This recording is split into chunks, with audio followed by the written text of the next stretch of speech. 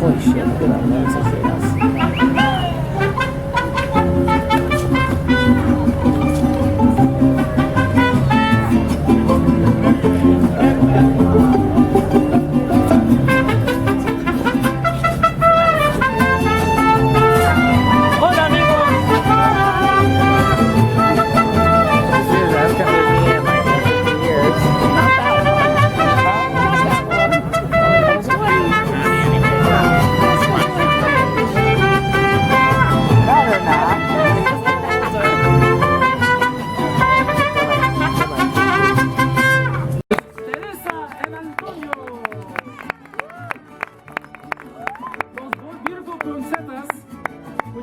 today are an important part of Fiesta Navidad. As the story goes, Pepita, a poor Mexican girl who didn't have a gift to give at the Christmas Eve service, remembered that the most humble gift, if given with love, is greatly appreciated. So she gathered a bundle of weeds by the side of the road and placed them on the Christmas altar. And when she did, they bloomed into these beautiful red flowers like the ones you see here today. This was a Christmas miracle, and the poinsettia became known as Flor de la Buena Noche, Flores of the Holy Night, because they bloom during the Christmas season. As a gift to you today, we wish to present music and dances from the state of Jalisco. Jalisco is important to us because it's the birthplace of mariachi music and of tequila. That's important. We celebrate our tradition and our heritage by performing these traditional mariachi music and dances. And like the one we're going to play for you today is called El Huizache.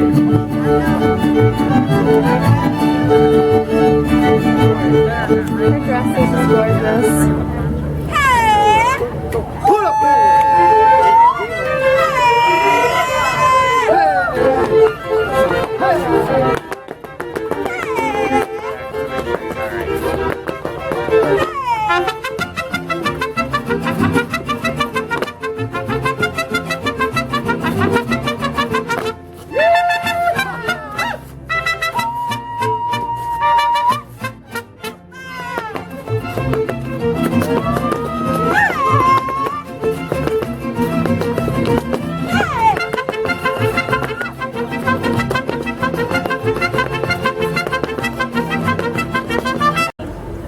Now, las posadas, posada means shelter, it means lodging, it means an inn. And in Mexico, communities gather together and they recreate las posadas. And they will do this for 9 evenings. They will get together in procession and they will go from house to house, knocking on door to door, seeking shelter, only to find that they will be turned away each time. Now, they start this on December 16th. And on Christmas Eve, finally, there is one home that welcomes them. And when they do, they have a big party, they have a big fiesta de Navidad. Now our children behind me right now, they're getting ready to recreate a little bit of La Posada. But I'm going to need your help. So when they come to you, they're going to come to you, they're going to knock on the door like this.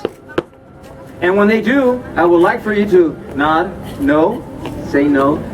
And maybe, just maybe, at the end, we'll have a big piñata for them. Woo!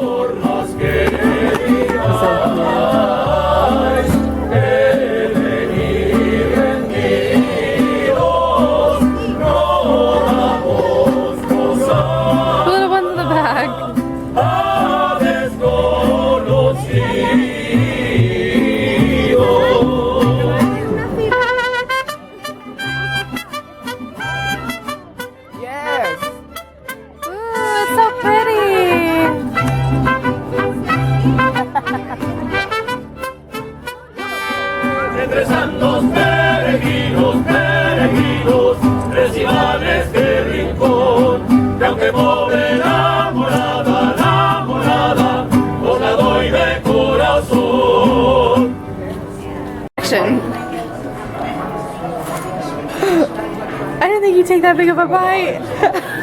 Weird though. And then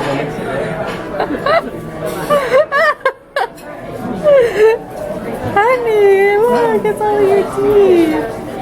Take a drink of water. Is it hot? no, it's weird though. But you can't lie, it's dry. It's dry? Oh, probably because they grilled it.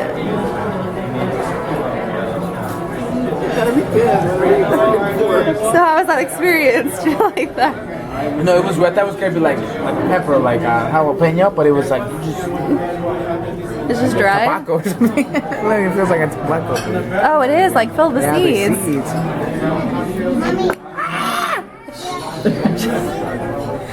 That guy's probably like the stupid Americans. This guy is like Whether you live in a big fancy city or like me on one of our wonderful Norwegian farms. In the city, families might spend time together going to concerts or festivals and church services and parties. And like many of you, they are visited by Santa Claus, yes. But on our farms, many families still celebrate the tradition of the Christmas Nisse. For it is said among the farmers and families in my village that our gift giver, the Nisse, lives in the haylofts of our barns. It is said that he is one of many wonderful, yet strange, little Nisse or gnomes, who are the guardians of our farm animals and welfare. And it is also said that families should treat these Nisse with respect, for if they don't, they have been known to cause quite a bit of mischief in one way or another. But in all of my Christmases, I have never seen this Nisse. So all the talk about this barn Santa is neither here nor there, for we all know that these mischief makers do not exist, except in stories and fairy tales.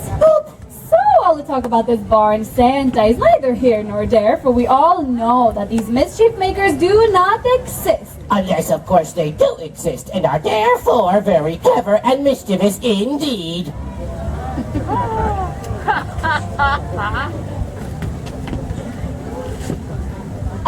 Well, alright, so the most familiar of these Nisse plays a very important part in the traditional Norwegian Christmas.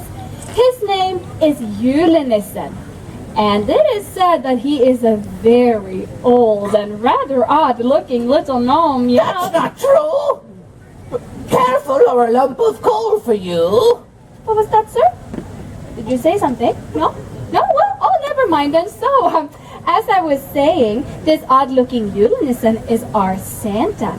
So all the children, they know to be on their very best behavior, or Julenissen won't leave you a thing but a lump of coal. Boop. And believe me, I can do it too. Careful, I've got my eye on you. Boop. Funny. I seem to have lost my train of thought. Choo-choo. Boop.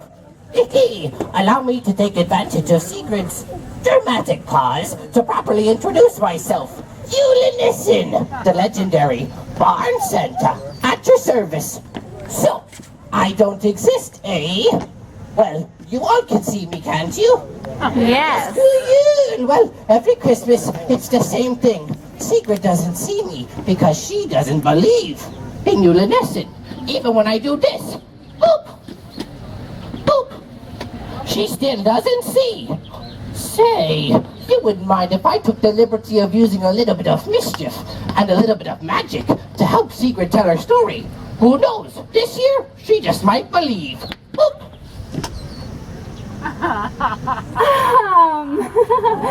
So, Christmas in Norway is my favorite time of the year. We have festive decorations. Yes, like these over there. And holiday cookies fills the homes of the Norwegian families in preparation for the big day. But here's the best part. In Norway, we have a 3-day celebration. Boop! Yes, we like to celebrate with a party. We like to party. We like to party. We like to boop. Yay! So, our big celebration day is on Christmas Eve. Woo! In the middle of the day. Party. About 12 o'clock. or so. Everything closes up early as the bells ring in the chapel. The bells ring in the chapel and everyone returns home to their families. Oh, well, hello there. What is your name? What was that? Say it one more time. Sam. Thank you so much for finding my bell, Sam. You are a good boy there. You are very fast too, because I didn't see you. Yes, so Sam and everyone else on the farmer may go out and give their animals a big extra helping of the finest oats and barley. Boop! Friends, imagine it's Christmas Eve on the farm. Hi-dee, howdy, toodle-la-doo. The farmer brings treats for all the animals, goo-yule. And he says, eat well, little piggies. And Sigrid, what do the hungry piggies say? Oink, oink. Oh, yes, that's very good. Now, let's hear all the hungry piggies over here. Nice and loud, let me hear you. Oink, oink. Oh, pretty good, pretty good. Now, Sigrid, what do the hungry cows say? Moo! Yes, now, let's hear all the hungry cows over here. Let me hear you nice and loud. Moo! Moo! Oh, I got an idea. Let's see which side can be louder. Whether it's the hungry piggies or the hungry cows. Let me hear you nice and loud. Don't stop, don't stop. Oh, Sigrid, it's the farmer Christmas Eve. Keep going, keep going.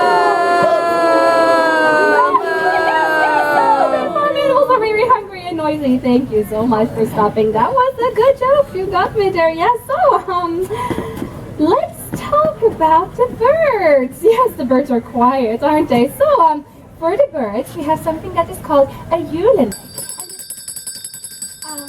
And the children of the village, they go out and they find the biggest sheaf of grain from their harvest, and they put it on top of the roof. Oh, where's the bell? Ring it. Keep Oh, ringing. Keep ringing. You are a little cutie, aren't you? What is your name? Elizabeth. Hello, Elizabeth. Thank you so much for finding my bell. Oh, you are clever. Are you brother and sister? Yes, Sam and Elizabeth. Very good. Oh, aren't you sweet? But Sam and Elizabeth, can you say lump of coal? Oh, you should think about that. So, where was I? Oh, yes. So, the children don't forget about the Yule-nissen on Christmas Eve. No. They leave him treats too. Boop. Yes, they leave me treats too. They leave me a nice big bowl of Christmas porridge. Well, I know that might not sound like a treat to all of you, but believe me, when the kiddies leave me a nice hot bowl of Christmas porridge, well, it warms me right up on a cold winter's night. High in fiber too. So, you will never guess what Yule-nissen likes to eat. Come on, guess. Porridge. Ah, you guys are good. Yeah, you're actually right. A bowl of porridge and a stein of ale. But how did you? Well, never mind. So, as Yule-nissen prepares for his journey delivering gifts, the Norwegian family starts their celebration. It's lights out. Shh. As the entire house is illuminated by only the soft glow of candlelight. After a big feast, the entire family gets all excited, especially the kids, because they know that the Christmas tree is in the very next room. And then the moment they've been waiting for. Oh, this is my favorite part. The parents say, come with us, little kiddies. Come on up, come on. Up. Sit there. Come on. They open the door and there's the Christmas tree, and it's all decorated, and there are presents underneath for everyone. Ringy dingy, go crazy, don't stop. Keep going. Good.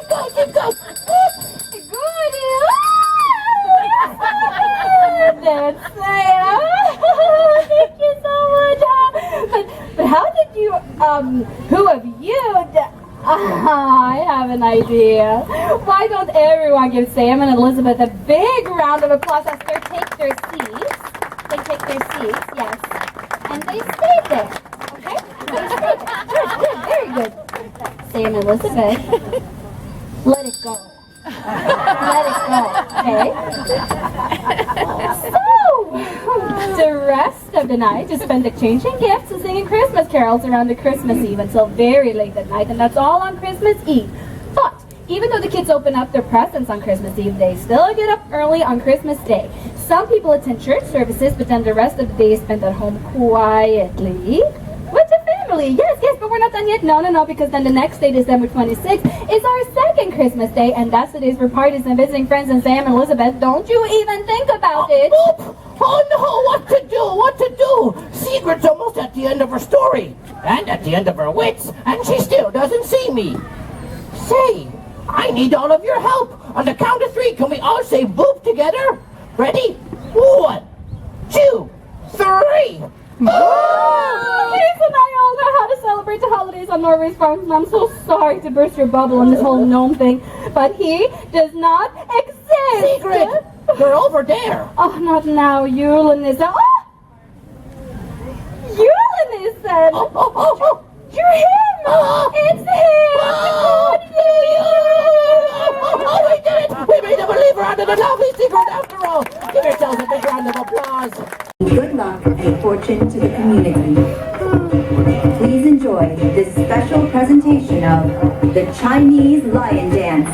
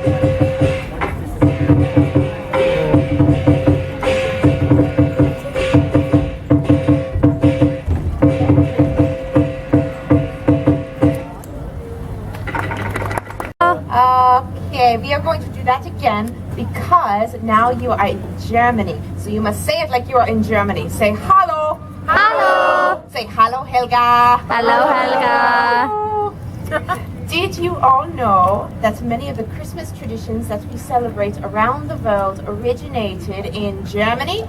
Yes. Yeah? Oh, Christmas in Germany is my favorite time of year. The decorations are beautiful. From village to village, we hang lights and candles, and we have nativity scenes and snow villages. We hang glass baubles and wooden crafts on tinsel and ribbon. We love everything to do with Christmas. Don't you? Yes. Yeah? Yeah. Very good. Now, one of the things that we ladies enjoy doing is a bit of the shopping in the Weihnachtsmarkt, which is our Christmas marketplace, much like what we have over here. And as I was doing a bit of my own shopping, I stopped and asked a few of the shopkeepers what some of their favorite Christmas traditions are. One thing we all agreed on is a tradition that starts on December 1st and goes all the way to December 24th. Now, can anyone here tell me what it is? Advent calendar. The Advent calendar, very good. But can you tell me how to say Advent calendar in English? Advent calendar. Advent calendar. See, you all speak German. So, there are many different types of calendars, but each one of them has 24 doors that you open up every day during the month of December. Behind each door, you can find a prize. You could find like a Christmas scene or a piece of chocolate candy or sometimes even a small toy. So, in Germany, the children are opening up their Advent calendar doors. The families are shopping in the Weihnachtsmarkt. Mom and Grandma are at home cooking Kuchstollen and Lebkuchen and Pfeffernuss. Now, I'm curious, does anyone here have a German grandmother and grandfather? Yeah? Do you call them Oma and Opa? No. Anyone? No, that's okay, I do. You see, I call my grandmother my Oma, and my grandfather is my Opa. And we bake Christmas cookies together, and Opa helps me decorate the gingerbread house. But Oma is in the kitchen sampling her delicious spiced wine. Now, has anyone here ever tried the Glühwein? Anyone? No one? Oh, it is so good, you must try it. But besides this wonderful wine and delicious food, Germany is most famous for their Christmas decorations. Now, there is one decoration that we all think of when we think of Christmas, and that is the Christbaum, or the Tannenbaum, or The Christmas tree. the Christmas tree. Would you all like to hear the story of the very first Christmas tree? Yes. Yeah? Yeah. Ah, good, because I'm going to tell you. Now, it is a beautiful story, and it begins as all stories should begin. Once upon a time, there was a man named Martin Luther.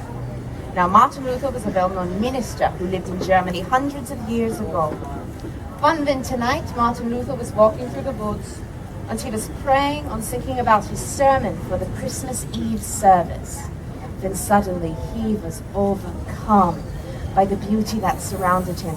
You see, the snow on the fir trees began to glisten and twinkle, reflecting the light from the stars.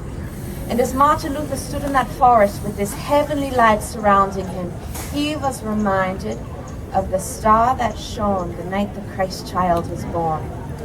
Well, he was so inspired by the imagination of this. Do you know what he did next? You cut the tree down. Yeah, he cut down the tree.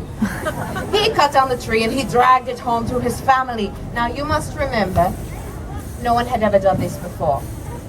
Cut down a tree and put it inside a house.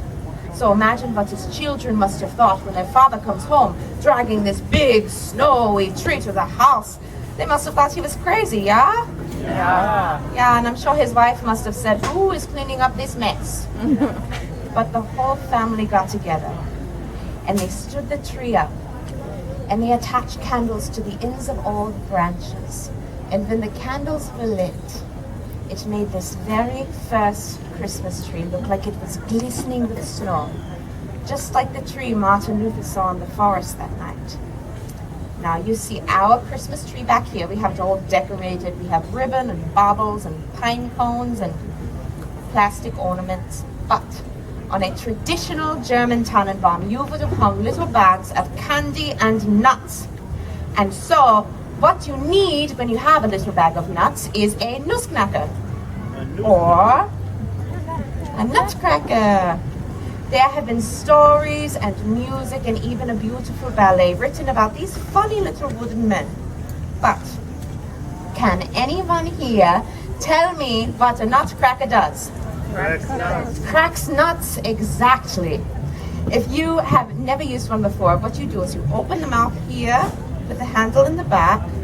You take a nut, you put it inside the mouth, press down on the handle, the nut cracks open, and you get to eat what is inside. Yum, yum, yum, yum, yum. So the nutcracker started out as a German Christmas story. And I love this one. It is a story of a little girl named Clara who gets a nutcracker for Christmas, much like this one here. But that night in her dream, the nutcracker comes to life and takes her off to the land of sweets where beautiful candies come out and dance for her. Now I must tell you, when I was a little Helga, I would dream very big. And I always wanted to see a nutcracker come to life before my eyes, just like the one in the story. But I was thinking, since we are here in this place, in this land where dreams come true. I was hoping maybe all of you could help me make my dream come to life. Will you do that for me? Yes. Yeah? Yeah. Yeah? Yeah. Good, because I need everyone's help. I need everyone here to close your eyes. Everyone, little kids, big kids in the back, I see you. Close your eyes. Close your eyes. Imagine with me that we have been transported to the land of sweets. And we are in a beautiful candy-covered sleigh pulled by two beautiful white horses with their long plumes dancing in the breeze. We ride through the Weihnachtsmarkt and the shops are covered in peppermint candy and white chocolate and marshmallows. Oh my, Helga enjoys the aroma of this dream. So on the count of 3, we will open our eyes and see what we can see. 1, 2, 3, open your eyes. And you see, the Nutcracker is here. You see, wishes really do come true at Christmas time. Oh, Nutcracker, thank you for being here. And thank all of you for helping me make my dream come to life. I hope you all have enjoyed experiencing a few of Germany's Christmas traditions as much as I have enjoyed sharing them with you. So for now, peace to you and to yours this Christmas season. And as we say in Germany, Schlaf in himmlisch. I do not like them, Sam, I am. Oh, really? That woman stepped right in front of me. Buon Natale! Buon Natale, everybody! Buon Natale! Ciao, Cascara, andiamo! Buon Natale! Buon Natale to you! Buon Natale! Buon Natale! You know what this means? Good evening. Merry Christmas! Sì! Oh, let us say to each other in Italian. Buon Natale! Buon Natale! Molto bene! I was like, oh, sure, too. I like my friends, they're from the shades. Buon Natale, everybody! Come in, andiamo! You can come close here if you wish. Buongiorno, bambini, you can sit in the front. I have such a story for you.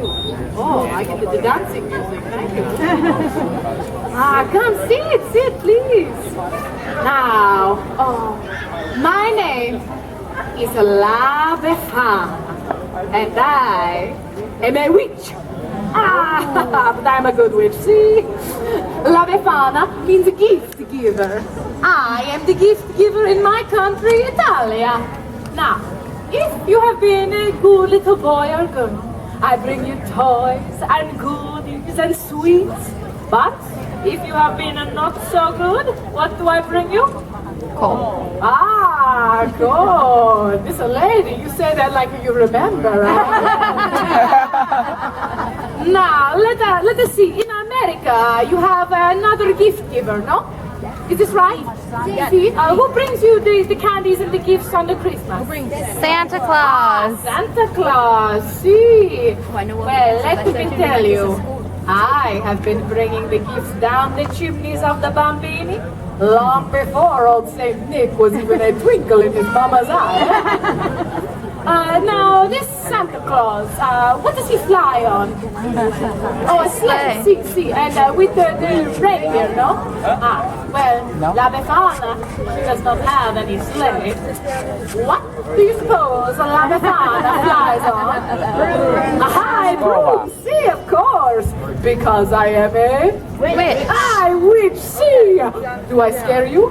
No. Oh, what about getting only underwear and socks for Christmas? Now that's a scary. Now this Santa Claus, when does he visit? December, Christmas. Of course. See, well, you know when I visit? January the 5th, the eve of the Epiphany. You know why? No. Everybody say, oh, why, La Befana? Oh, why, La Befana? Oh, I'm so glad you asked. I tell you now, this is a my story. Once upon a time, more than 2,000 years ago, I lived in a lonely cottage near a great highway upon which many camels passed by all the time. You don't see too many camels these days, huh? No. One day, I was sweeping in front of my little cottage when a group of strange men come up to me, La Befana. Ooh, they look so exotic, you know, from such a faraway place. They look so rich, dressed like kings and everything. Oh, and then they speak to little old me. Oh, you can imagine how they speak with the funny words. Words La Befana does not know. Oh, but they are so excited, pointing it this way and that. Oh, and the one word I remember is Bethlehem. You know this Bethlehem?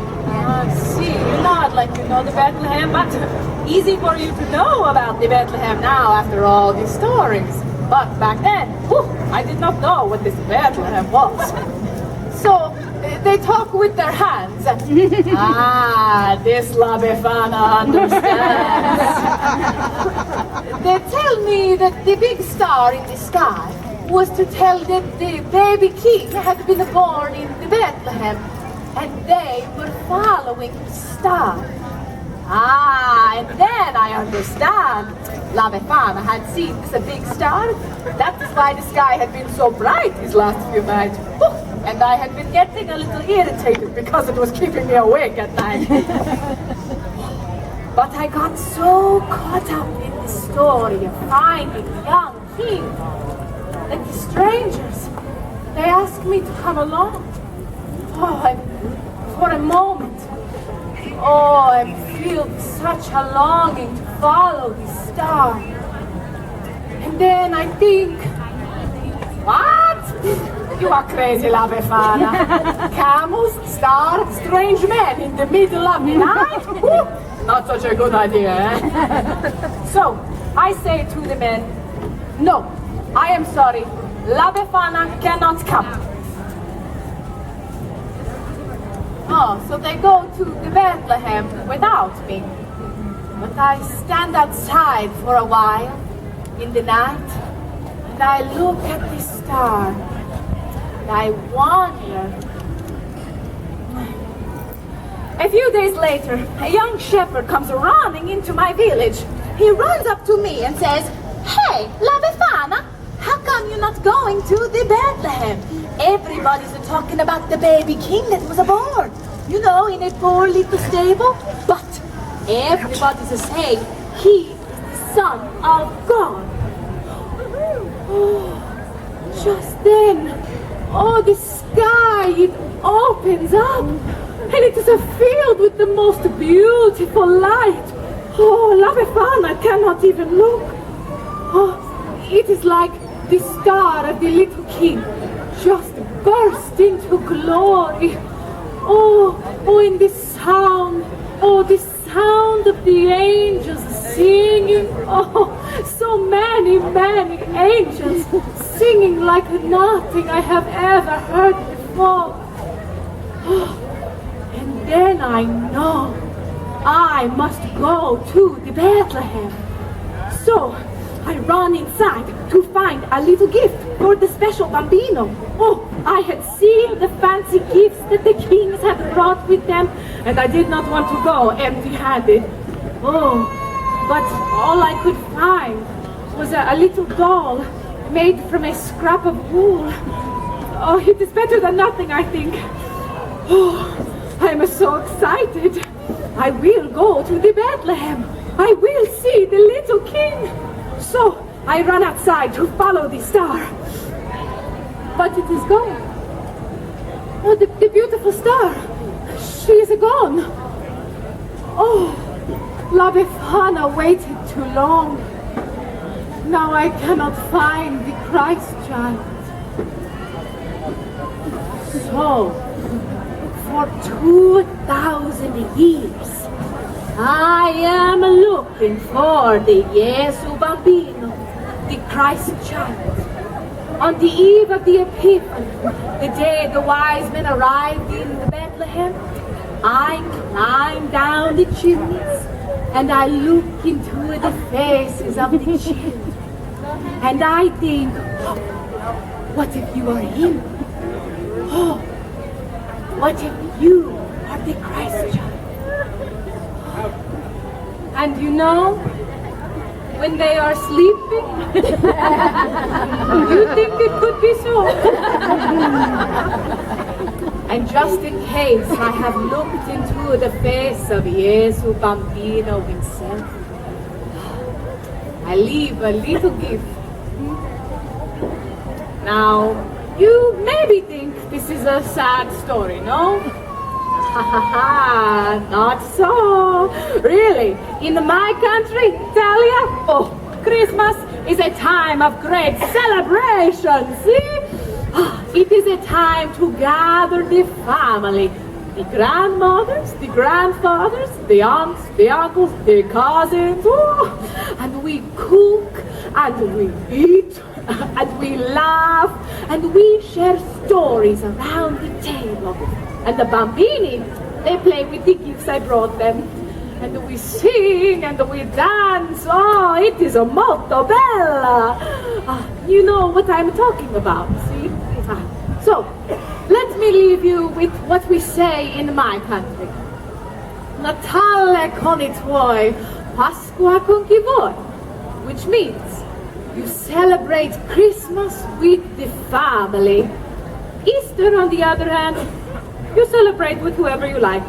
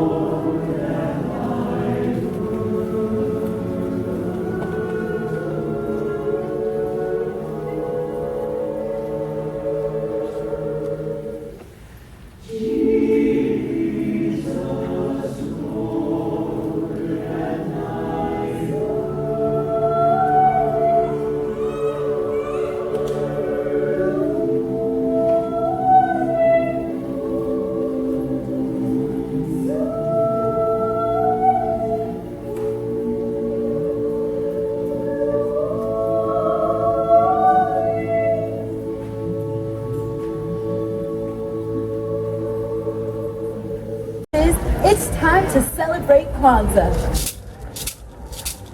Umoja, unity that brings us together.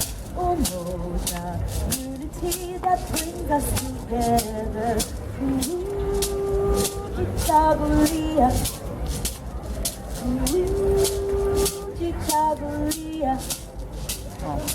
We will determine who we are. Ujima, working and building our union. Ujima, working and building our union. Ujama, we spend our money wisely. Ujama, we spend our money wisely. Mia, we know the purpose of our lives. Mia, we know the purpose of our lives. Kuumba, all that we touch is more beautiful. Kuumba, all that we touch is more beautiful. Imani, we believe that we can. We know that we can. We will anyway that we can. Woo! Jumbo! My name is Ayana. Please come join me. It's Kwanzaa time. And the song I just sang was Seven Principles, a song in celebration of Kwanzaa. Now, some people think that Kwanzaa is the African-American Christmas, but that's not so. Like me, many people celebrate both Christmas and Kwanzaa. It's not a religious holiday either. It's a cultural celebration started right here in America in 1966 by a man, Dr. Mulena Karenga. He got the idea for the celebration while observing harvest festivals taking place all over Africa. On each of the 7 days of Kwanzaa, we celebrate a different principle. The Nguzo Saba, or the 7 principles of Kwanzaa. They're listed here in Swahili. Umoja, Kujichagulia, Ujima, Ujamaa, Nia, Kuumba, and Imani. The 7 principles of Kwanzaa. Now, to discover more about the meanings of these words, enjoy my little story. It's a Kwanzaa fable. The time was many, many years ago in a busy little village called Umoja. Umoja, like the principle celebrated on the first day of Kwanzaa, means unity. You know, working together, coming together. Now, the story goes that the villagers were very hardworking. Before sunup, you could hear them on their way to work calling out, Umoja! They worked growing food, fishing, building up the village, and taking care of their families. The village had a wonderful king, King Kujichagulia. Kujichagulia, like the principle celebrated on the second day of Kwanzaa, means self-determination. Once the village was very poor, but the king encouraged them when he said, "We don't have to be poor. We determine our future. Working together, we can make life better for ourselves and for our children." But on this particular harvest season, something worried the king. So he called for his top 3 advisors. Come right away. They walked to the part of the village where some men were building a new school. Their hammers hit posts into the ground, making the sound, uh-huh, uh-huh, uh-huh. The king asked his advisors, "Tell me, what do you see?" The second advisor said, "I see Ujima. See how well the men are working together?" Ujima, the principle celebrated on the 3rd day of Kwanzaa, means working collectively together. Next, they went to the marketplace. Imagine a sea of people calling and selling fruit, yam, muhindi, which means corn. They sold handmade mukekas, kanaras, and beautiful kente fabric. Once again, the king asked his advisors, "What do you see?"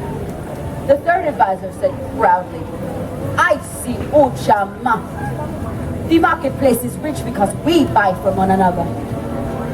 Ujama, the principle celebrated on the 4th day of Kwanzaa, means buying from one another to become rich and strong. Throughout the rest of the day, they walked through the village. But something still worried the king, and so he paced and said, "I see the men with their hands. Uh-huh. I hear the musicians in the marketplace. A ream away. I hear the young hunters calling, the young women with their lullabies. Our village loves to work and we do it well. But can't you see something is missing?" Then suddenly, the shouts of children playing. Woohoo! The children were out of school and already at play. They ran in a circle around the king, laughing and playing. Woohoo! Let's eat, exclaimed the king. Look at the children. What we were missing was right before our eyes all along. The advisors were confused. What was right before our eyes? The king replied, he who lives to work may soon find himself working to live. Now I see, and so I have a plan. So the next morning, with everyone gathered, the king greeted them. Villagers of Umoja, each day we go our separate ways to work. But this will be our best harvest year ever, because today we have come together with Leah.